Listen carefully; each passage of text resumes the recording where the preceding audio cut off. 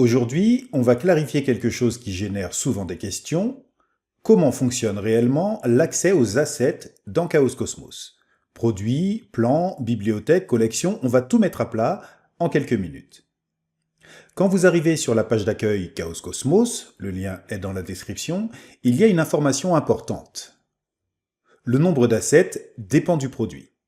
Par exemple, 6800 assets pour Enscape, 15 500 assets pour Veray, Corona, Vantage, Envision. Donc la première règle, ce n'est pas un catalogue unique, c'est un catalogue qui s'adapte au moteur que vous utilisez. Juste ici, vous pouvez choisir le produit, Enscape, Envision, Veray, Corona ou encore Vantage, ou le plan, Solo, Premium ou Collection. Et dès que vous changez l'un des deux, le nombre d'assets affichés s'ajuste. C'est la combinaison des deux qui va définir votre accès réel. C'est simple, c'est visuel et c'est immédiat. Regardons maintenant le bandeau de gauche. C'est là que toute la bibliothèque est organisée. 3D Models, fourniture, accessoires, végétation. Si vous cherchez un canapé, vous ne parcourez pas 20 pages, vous vous rendez directement dans Sofa et Armchair. Materials, des briques, carpente, carbone, concrete, etc. Parfait pour filtrer rapidement par type de surface. HDRI, Day, Evening, Night, Studio. Donc si vous travaillez l'ambiance, vous filtrez immédiatement selon la lumière recherchée. La partie collection, et là, c'est stratégique. On y retrouve la bibliothèque de matériaux général, la bibliothèque de matériaux Veray, des assets ajustables, etc.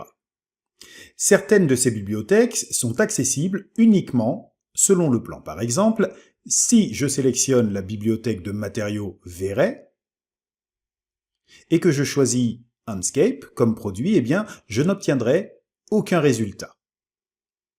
C'est souvent ici que la différence entre le produit et le plan devient concrète.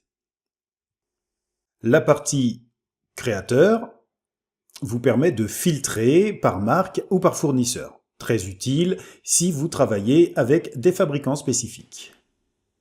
Alors, qu'est-ce que ça change concrètement quand vous naviguez? Prenons un exemple. Si je choisis par exemple modèle 3D, fourniture. Je vois tout de suite le nombre d'assets, le tri par date, popularité ou encore par nom, les filtres, couleur, style, région, ou la grille complète. Maintenant, si je change de produit, le nombre peut évoluer. C'est ici que vous visualisez réellement la différence entre Solo, Premium ou Collection. Ce n'est pas théorique, c'est immédiatement mesurable. Maintenant, faisons un focus rapide sur la page d'accueil. On y retrouve différentes zones importantes. Les catégories, avec 3D Models, Materials, HDRIs et Collections. La partie most populaire avec du mobilier, des accessoires, de la végétation, etc.